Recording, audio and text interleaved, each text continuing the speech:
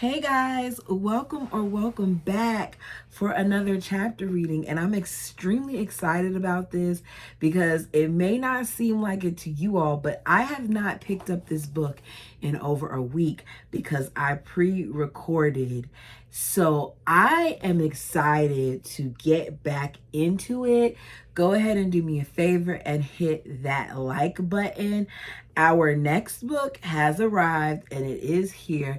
And I may let y'all know what it is at the end of this reading. So we are on chapter 24, you guys, and it's entitled First One Out.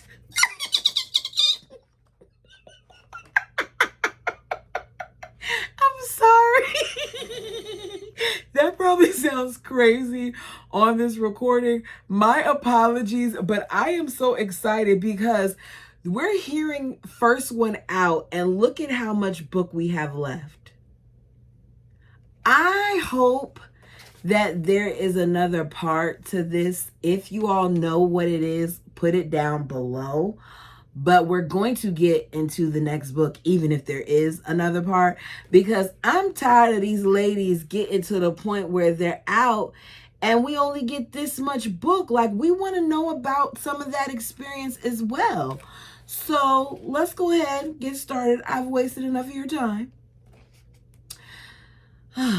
Josie, my kids, and I had a lot of fun together in Colorado. We prepared meals together, and Josie helped me teach school in the mornings. In the afternoons, we'd go have adventures in the woods, taking hikes and exploring. Josie and my girls hung a rope over a branch of a big tree and made a swing out of it. I've seen this done. I've done this myself with some friends.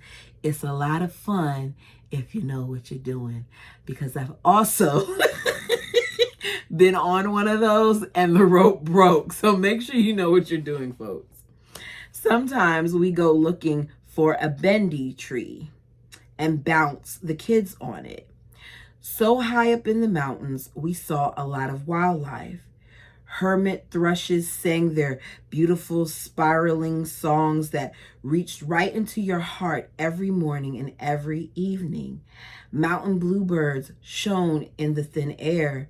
The mule deer would come right up near the house. They didn't see a lot of people, so they weren't afraid of us. We found bear scratches on many of the aspens around us, and even a cougar's claw marks up a tree trunk to the very top. She sounds extremely excited about all of these things and all of creation, but I would be terrified at the sight of seeing some of these things, because what if one of these animals popped out on you, girl? What you gonna do? Rachel, Father sent a message that we weren't allowed to go walking in the woods, but Josie and I silently agreed that was ridiculous, and we continued our adventures. Angela and I continued to talk on the phone late at night. Father was still obsessed with my sexual relationship with Rich. I'm telling y'all, at some point in this book, I'm not going to butcher a chapter, but apparently that's what I do best, because I'm saying everything but what I see on the paper. I'm sorry. He sent a message commanding me to confess that Rich had sexually abused me.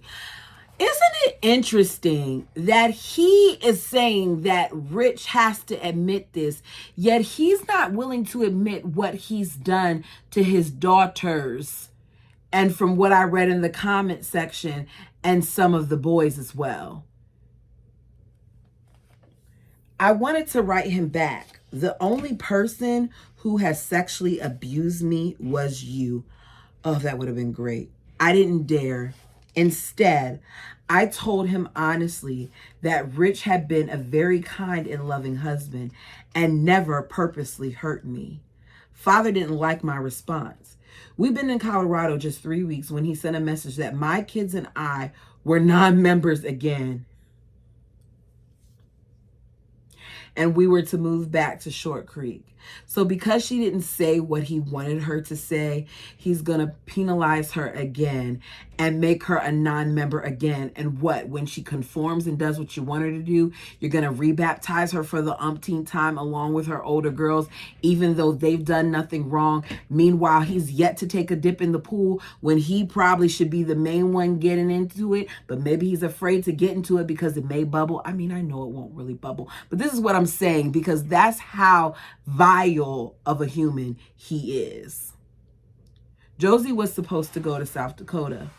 I couldn't figure out what Father wanted from me anymore. This never-ending stream of corrections seemed pointless, and I was getting tired of the weird messages he kept sending.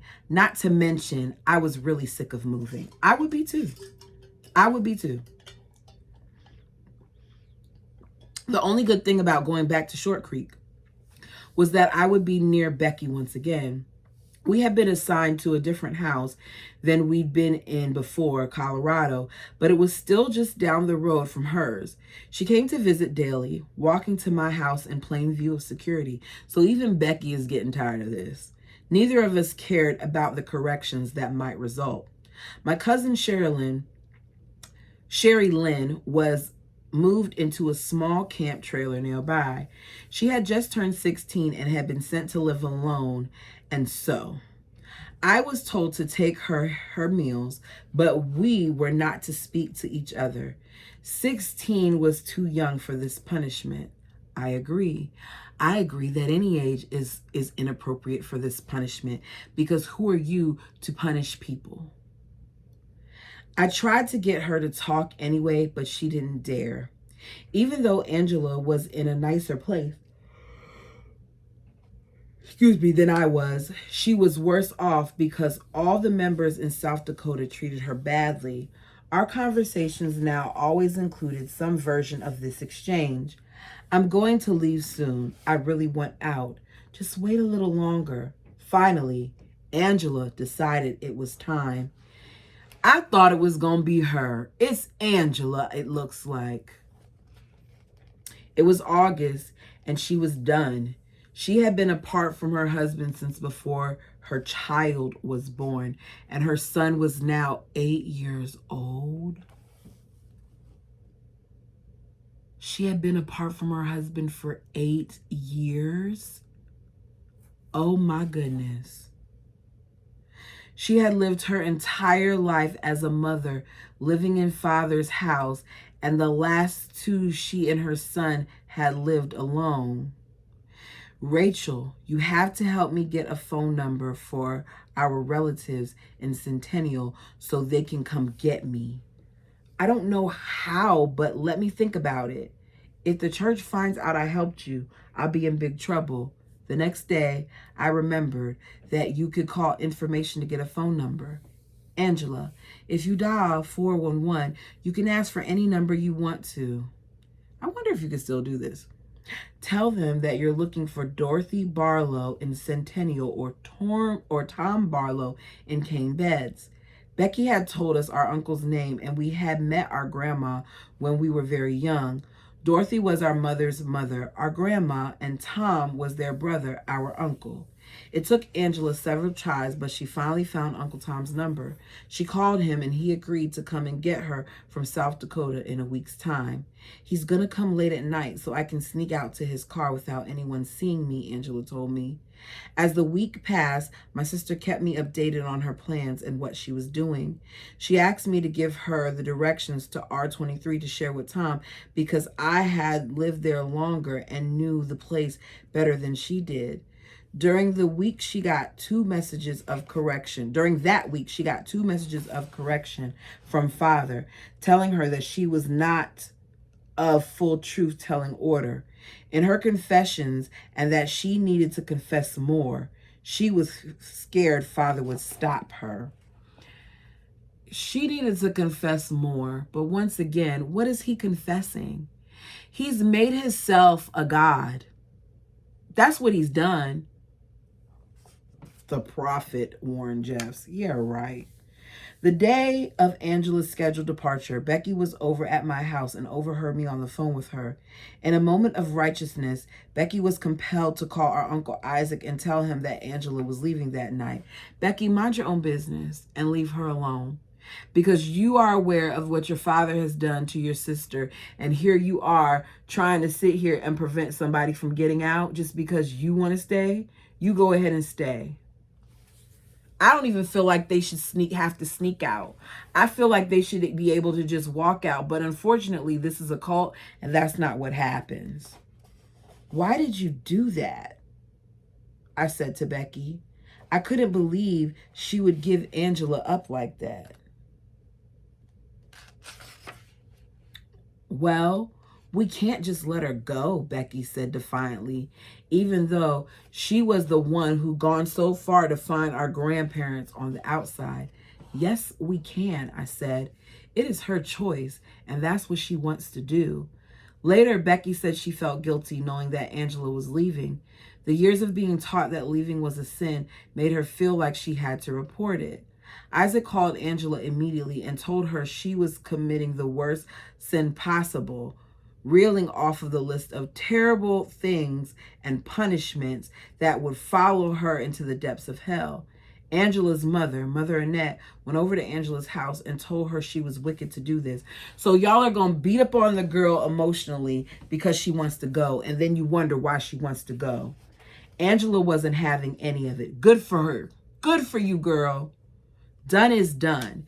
And with Uncle Tom ready to help her, she stood up to them. She told Mother Annette, Father abused me and Rachel as children. At first, Mother Annette was angry at Father, and then she said, Father has suffered for his wrongs, and the Lord has forgiven him.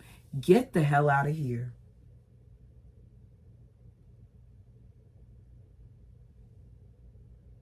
I just told you that I was abused by your husband, and my sister was abused by your husband, who is our father, and your response is he suffered and been forgiven. Angela left with Uncle Tom that night. Isaac called me to find out what my role in her escape was. I wasn't about to tell him anything. I cried on the phone so I wouldn't have to speak. 4 days later, Isaac called again. You go out to Centennial where Angela is staying and bring her back, he said. Make her come home. She can live with you if she wants, but your father wants her back. They knew that Angela loved me and usually listened to what I said.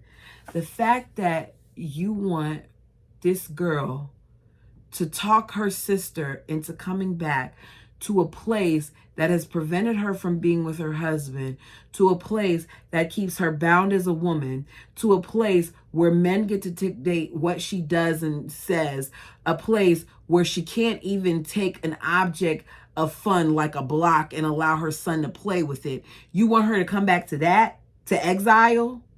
Oh, and her treat is she gets to live with Rachel, when in a month or in a day, you could decide to tell her, no, I don't want you to stay there because that's what he does.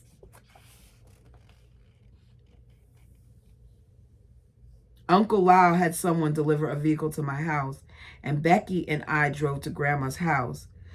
I can't believe that she didn't put her kids in her car with her when she made that drive. Why are you trying to convince your sister this? I had asked if Becky could come to show me the way, and Uncle Isaac told me she could. That's because Becky is a snitch. When we arrived, my grandma and some of our other relatives greeted us at the door.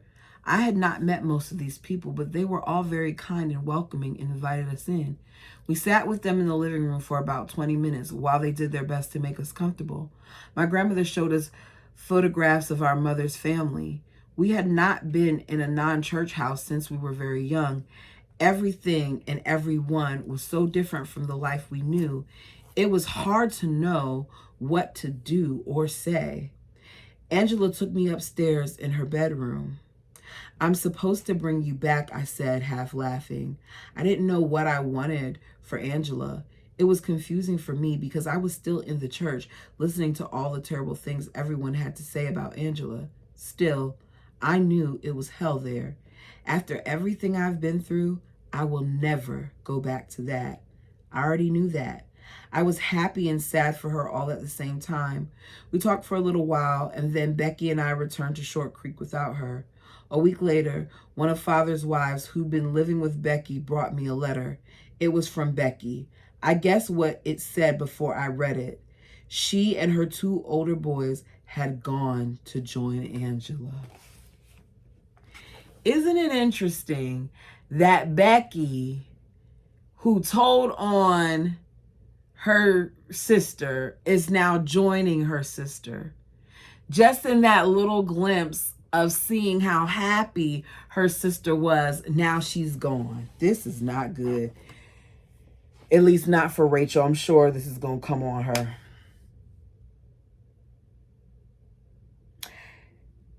And she wasn't about to leave her 2 younger sons behind either. Clearly, the guilt she felt when Angela left had dissipated. This is what happened. Uncle Tom had called the bishop's office and told them they had 2 days to bring Becky's 2 younger children, or else he would go to the police. Becky's boys had been living in the house of hiding in Colorado with some of Father's family. Our uncles Lyle and Isaac had no choice but to bring the children back to Short Creek, and 2 days later, Robert, Rich's brother, met Becky at a park in Short Creek with the boys. Uncle Lyle had Becky's sister wife, Rosa, try to convince Becky to sign adoption papers and let her take Becky's children permanently, but Becky refused. Uncle Tom was there with Becky, giving her support and helping her to be strong against the pressure she was getting to sign over her boys. Tom helped Becky get the boys into his vehicle, and then they drove away. They are so desperate to have control that they will do anything. Why would you think that you would be able to get that girl to sign over her kids after she left with those and went through all of this to get the other 2? Because they're used to having their brainwashing tactics come back into play. But they didn't bank on a family that still cares despite what's been done. Uncle Lyle guessed correctly that I was likely to follow Angela and Becky out. So he moved me and my children into a walled-in, iron-gated property. So as I said, she was going to be punished, right? This is her punishment. They're free, and we want to make sure that you can't be free too. So we're going to put you behind some iron gates like you're a prisoner. Lyle clearly didn't want me to have any contact or access to my sisters.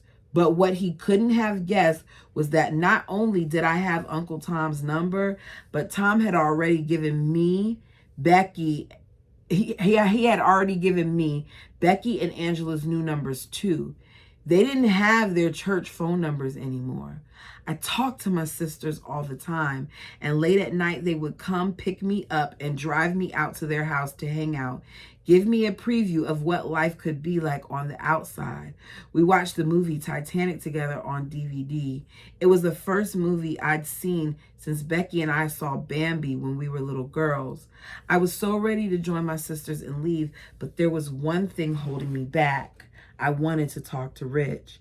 I wanted him to leave with me and the children, but I had no way to contact him, and I didn't know where he was, so I decided to wait a little longer in hopes that an opportunity would present itself. So, I wonder if she wanted him to know because she wanted him to come, or because she wanted him to know so he would know. I don't understand why she really wanted him to know. You all tell me what you think. In the meantime, I was increasingly brazen about leaving my house with the kids. Some days we go to the park to play basketball with some of the Marsh kids' friends or to town. Rich's younger brother, Danny, sometimes gave us money so we could get some of the things we desperately needed, like food, jackets, and paper and pencils to keep the children busy. So she's in desperate need of food, even though she got a food card. But remember, she had to hand it over. Becky had stayed in touch with our brother-in-law, and she had given me his number during our secret meetings. Danny had always been kind and didn't mind breaking the rules to help us.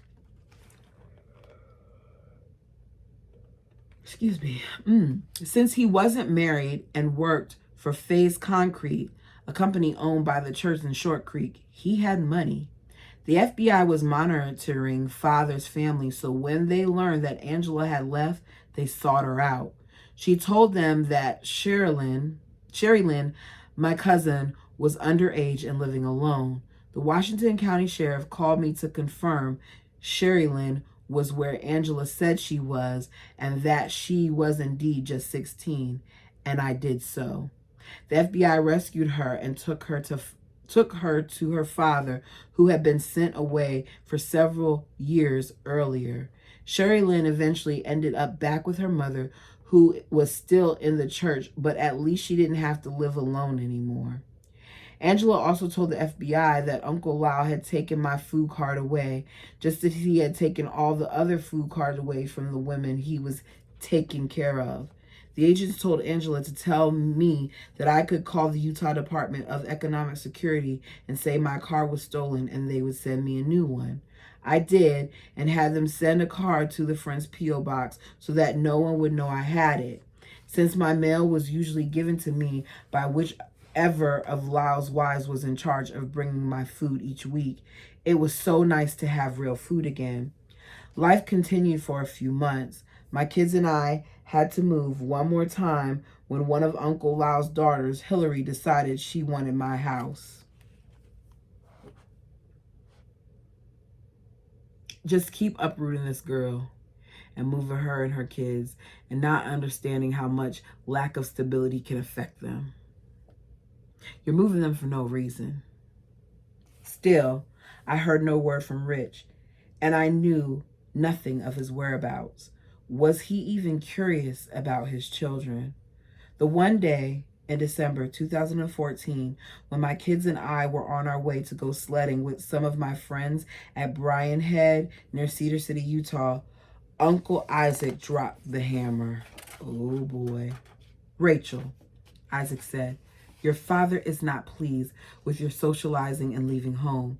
He is having you move to Lyle's place so no one can talk to you. I held the phone to my ear, stunned but silent. Are you there, Rachel? He asked. Yes, I said, Isaac. I really don't want to live with Uncle Lyle. Uncle Lyle's house was gated and walled and guarded. Moving there would be a life sentence, worse than father's in jail. Like him, I'd never get out.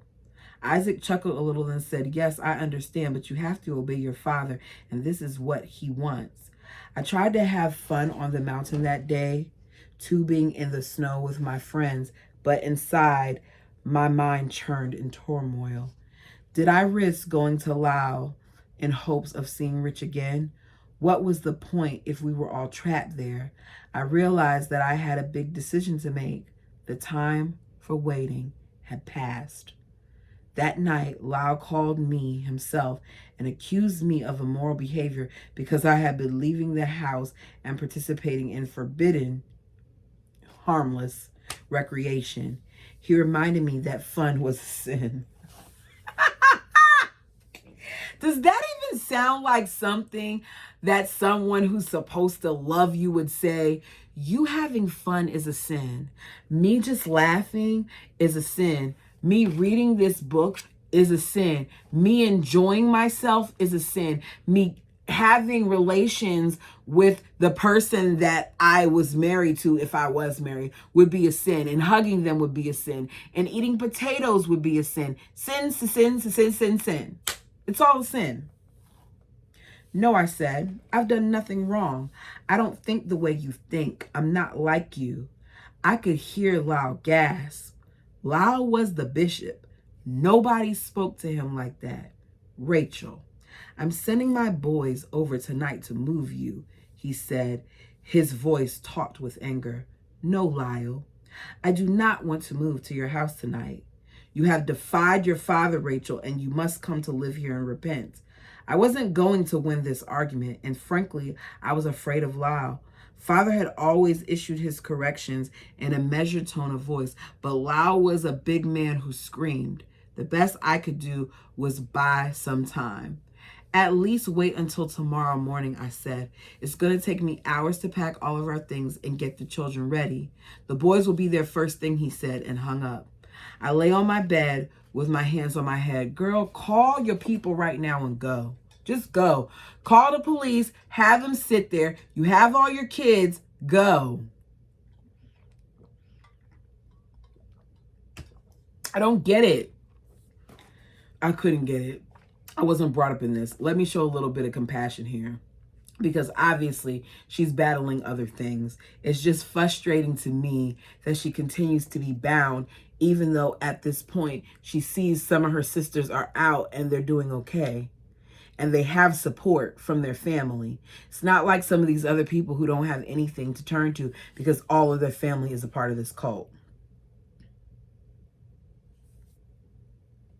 I lay on my bed with my hands on my head. My stomach felt sick at the thought that I had to leave the church now without seeing Rich. I picked up a framed picture of Rich that was by my bed. I'm sorry, Rich, I said to his image, but I have to do this. Then my eyes filled with tears.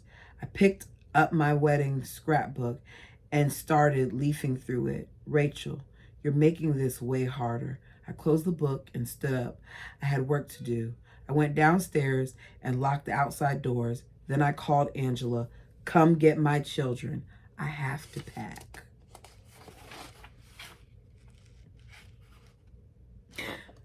Chapter 25, Over the Wall. A city marshal is following us, Angela said, panic in her voice. I stayed on the phone with her during the 15 minutes or so it took Becky and her to make the drive to my house, while I packed up a few things for them to take for the night. With guards making regular passes around the houses to make sure I was behaving, we had to time their arrival perfectly. I was sure Lau would have increased surveillance after our conversation earlier, but we had the advantage of darkness to help us accomplish our mission without detection. Now this. You have to lose him, I said. The marshals were employed by the city, but the men were members of the church, so they acted as security for Uncle Lau. We'll keep driving around, Rachel. The longer we can keep Uncle Lau from knowing that I'm leaving, the better. The children were playing in their rooms, oblivious to what was about to happen. I paced with the phone to my ear. Well, did you shake the marshal? We're going to circle around one more block. Hang on. I wanted to stand by the window to look for them, but I didn't dare move the curtains in case someone was watching me from the roof across the street. I couldn't see that far in pitch black. After a few minutes, Angela said, Okay, I'm almost to your house. Have your children out by your gate ready to jump in. I ended the phone call and went to get the children. Everybody put on your shoes. Your aunts are coming to get you for a sleepover with your cousins. Hurry. I didn't want to explain what was really happening until later, so they wouldn't ask a lot of questions. I lined them up by the door. Shh, it's late, so we have to be very quiet. Ready? I opened the door and quickly walked the children down to the gate just as Angela and Becky pulled up. I opened the rear door and whispered to the children, Quick, get in before anyone sees. All five piled into the back seat. I shut the door and Angela hit the gas. I saw little hands in the rear window waving goodbye to me before the car turned out of sight. I ran back into my house, locked the front door and back doors. I had to pack up the belongings of one adult and 5 children. I set to work packing clothes and photographs and scrapbooks, my heart breaking anew every few minutes. I couldn't help but think of all the people I loved and how they would now think I was the most terrible person in the world for denying everything I had been taught to believe. Father had often said, when a person chooses to leave the priesthood, they are serving their right to their heritage and priesthood blessings. There is no salvation for them. My family and friends still believed what he had said and would certainly disown me. My sisters and brothers who stayed behind, father's wives who had helped raise me, my own husband, they would all be the past of my life. Just as the sun was beginning to peak above the horizon, around 7 o'clock, there was a dreadful pounding at the front door. Rachel, we've come to move you to Lai's house. His boys, right on schedule. I sat on the children's beds, silent. Pound, pound. Rachel, we know you're in there. Still, I said nothing. I was afraid to do as much as stand for fear that they would hear the floorboards creak. Pound, pound, pound. We're not leaving, Rachel. We've got all day. Ring. My cell phone lit up, and I pushed it away from me on the bed. I was afraid to even touch it. The phone light dimmed. The call ended. I heard the ping indicating a message. Ring, ring. Every time the screen lit up, it felt like a rebuke. Eventually, the pounding stopped, but the men didn't leave. I snuck a peek out the window.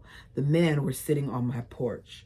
By 8 a.m., I had 11 missed calls from Lyle and 7 from Isaac. All I could do was wait and try to keep my cool, but I was frightened as I had ever been in my life. Rachel. By noon, Lyle was there banging on the door himself and bellowing out my name. I flinched every time he slammed his fist against the front door. I could hear him talking in muffled tones to his boys, but I couldn't make out what they were saying, and then all was silent. I jumped. The sound was coming from the other side of the house. He was at the back door, pummeling it with his fist and jiggling the knob. I was afraid he was going to break right through. Okay, so my question is, once they're there, do you not call 911 because you got your kids out? Do you not call your sisters to come back? Like, what are we doing here? The wooden... let me see. I was afraid he was going to break right through the wooden door and come for me. I grabbed my phone, ran to my bedroom, and locked the door. Rachel, do not ignore me. I went into my bathroom and locked that door too. I sank to the floor and wrapped my arms around my bent knees, shaking with fear. You are disobeying the prophet, Rachel. Your father has ordered that you come live at my house. You must obey your father. I could hear the window shaking all over the house from the force of his fist against the door. I stayed on the bathroom floor until mid-afternoon when the noise finally stopped. So 7 to 8, 8 to 9, 9 to 10, 10 to 11, 11 to 12. Y'all were out there for 5 hours banging on this girl's door, trying to get her to come out when she didn't want to come out. Gingerly, I unlocked the door and tiptoed through my bedroom to the window. There was no sign of anybody there. I went to the girls' room and on the other side of the house and looked out. The men had left the porch and there was no vehicle in front. Now I just had to wait until dark. The phone continued to ring throughout the afternoon like some tiny monster came to life. I dared not answer Lyle and Isaac's calls. I was still shaking hours later when my brother, Ray, Brenda Jessup's son, called. Ray had been in hiding just as I was, and we had visited several times after he discovered where I was. Can I stop by? He had no idea what had just happened. Yes, but you'll have to be fast. I didn't explain why. The bags with my children's belongings and mine were upstairs, so Ray didn't see anything amiss when he came over. Father is sending me to live with your husband, Ray said. He told me that Rich was living with some of Father's other sons at Norway House of Hiding in Colorado, where Becky and I had stayed. It made my heart hurt to hear Rich's name. What I was about to do was going to hit him hard. Ray and I talked for a little bit, and then he asked, why did Becky and Angela leave? My internal filters had fallen off. I told him the truth about what Father had done to me and Angela, and I watched as the blood drained from his face. When my phone rang and I didn't answer it, Ray said I should go. He knew it wasn't safe for him to be seen with me. Security is watching me, I said. I retreated from my bedroom after he left. Lyle and his sons came back to see if I would let them in, but they didn't stay long that time. That evening, my friend, Sharon Alred, Rich's cousin, snuck in to see me for a few hours while I waited for the cover of darkness.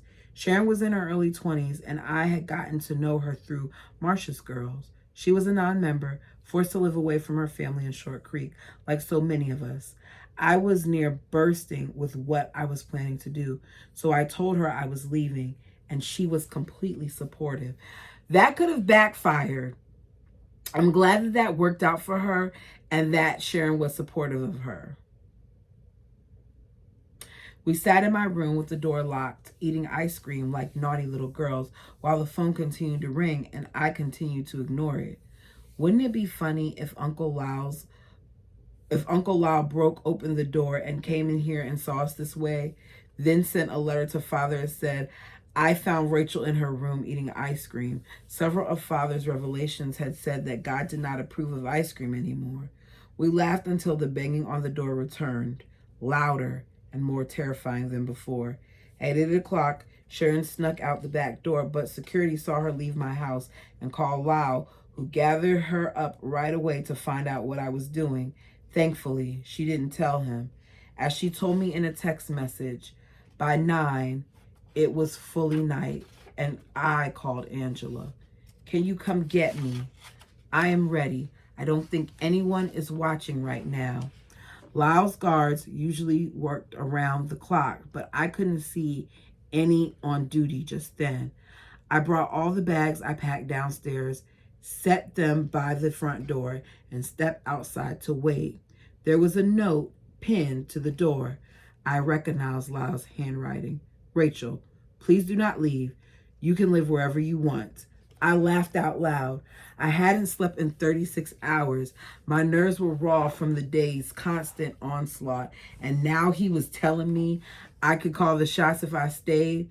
After what you've put me through, I don't think so.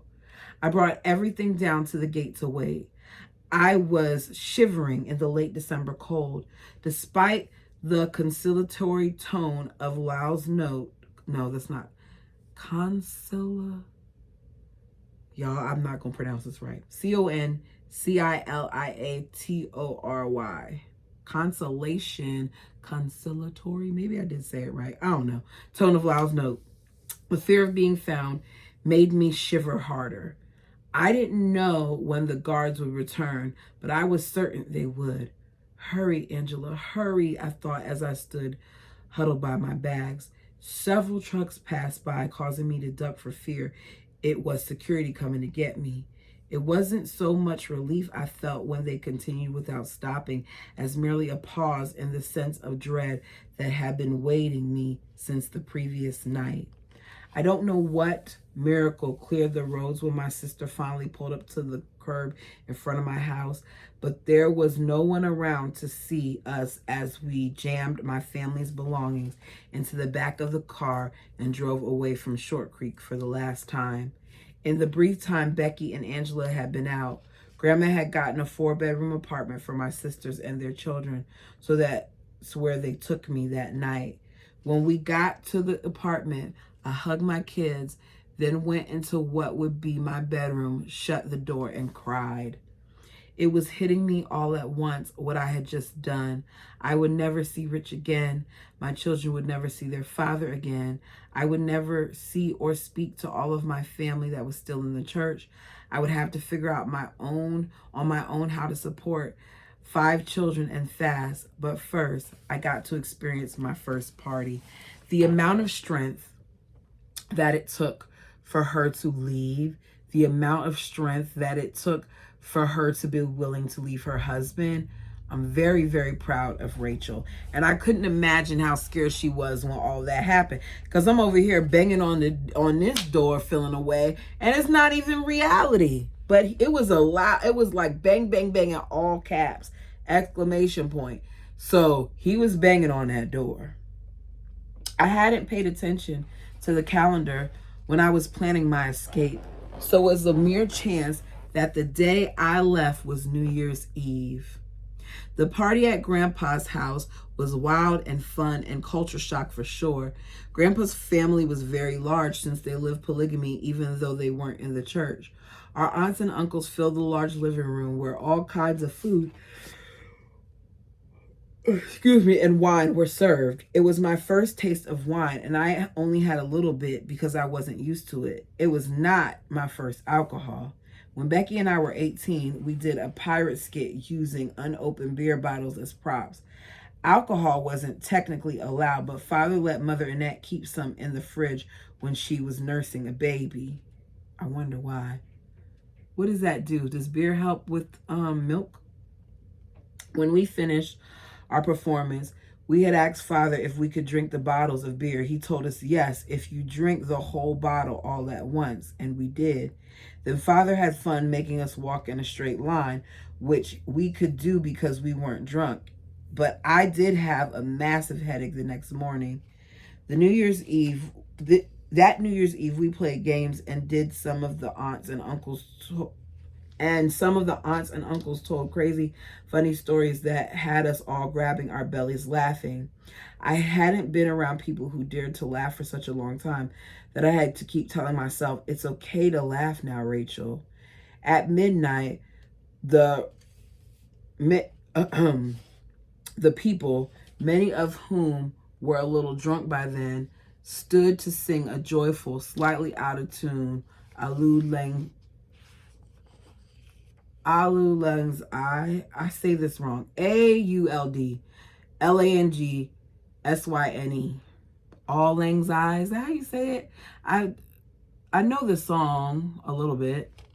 Anyways, as I laid down in the bed that night, I told myself this is going to be okay, but I had a hard time sleeping that night. My daughter Martha, 10 years old then, couldn't stop crying. She believed we were making a terrible mistake and was sad that she would never see her father or her other brothers and sisters again. Do you want to go back? I said. I'm staying here, but you can go back if that's what you want. No, I just want to see our family again. Hopefully someday they'll leave too, and then we can see them, I said. We have to pray that they will. That's all we can do for now. Eventually, Martha settled down to sleep, but I tossed and turned thinking about what I had just done to my family. The next day, all of my uncles on my mother's side of the family got a trailer ready and drove over to my house in Short Creek to gather up the rest of my belongings. I did not want to go with them because I knew that Uncle Lyle would have someone there waiting to convince me of the error of my ways, so my sister Angela went with them. When they drove up to my house, there was security all around. Some of the security men had cameras set up on the decks across from my house to document my apostasy. When my uncles and sister Angela walked into my house, they saw my sister wife Gloria with 3 of her sisters waiting to talk to me. Uncle Lyle had told Gloria to wait at my house until I came to get my stuff so that she could give me a message. She asked Angela, "Where is Rachel?" Angela said, "She's not here." Gloria and her sisters stood there with their arms folded, one of them taking notes of the proceedings, trying to intimidate my uncles and sisters, but instead my uncles made jokes as they moved furniture and boxes, making the situation as light as possible. When they brought my stuff, I found a letter from Gloria in the top drawer of my dresser. In it, she tried to convince me that what I was doing was terrible. "Rachel," she wrote, "you are the person that brings fun to our family. We won't be happy without you." Oh, guilt her. You're not supposed to have fun, remember? Fun is a sin. So, enjoy not having fun.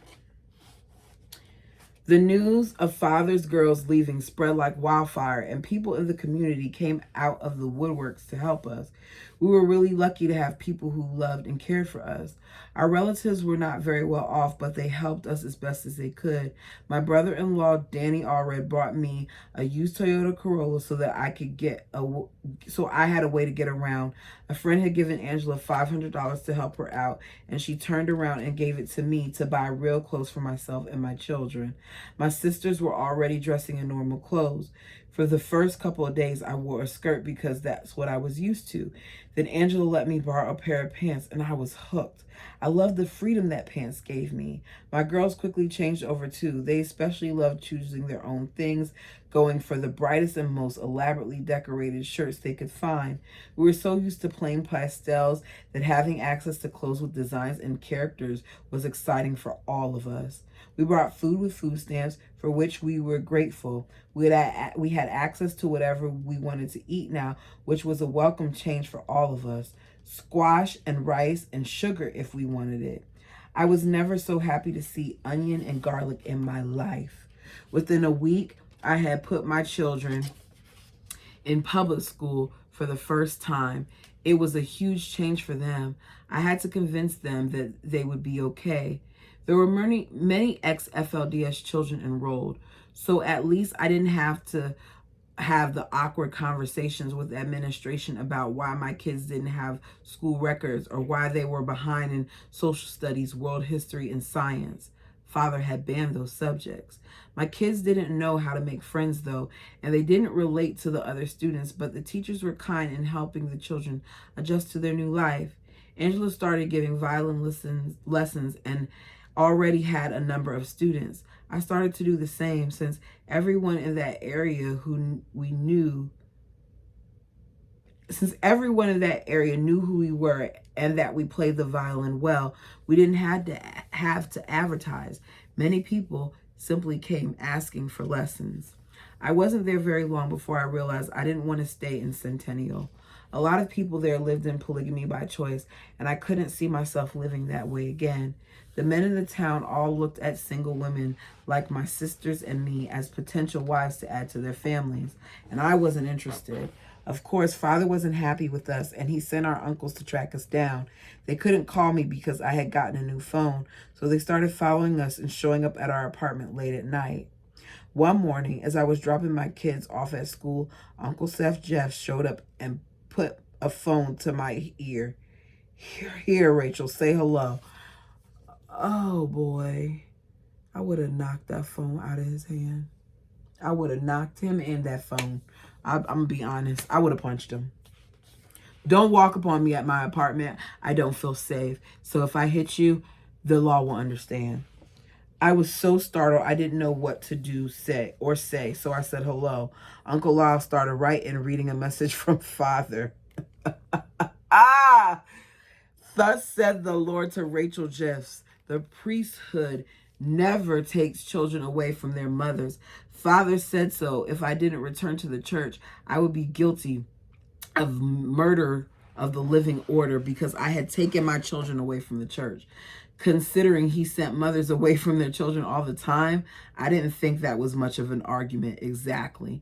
This effort to get us back was the first. Everyone who had left before us was told forever this end of the story. Even Law remarked, this is a great privilege because the Lord has never allowed any other apostates to come back. Later that day, Becky told me Seth had followed her all over town.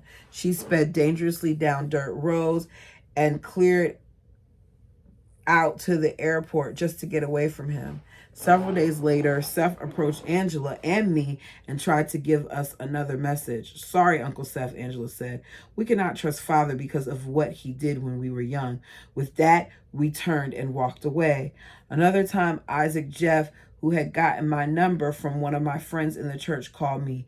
We will buy a house for you anywhere you want if you will just live under the direction of the priesthood.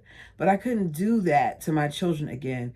It was amazing to me that Father was suddenly promising all of these wonderful things if we would just come back. Becky, Angela, and I were all getting pretty tired of these men following us, so we finally told the FBI what was happening, and they offered to help us.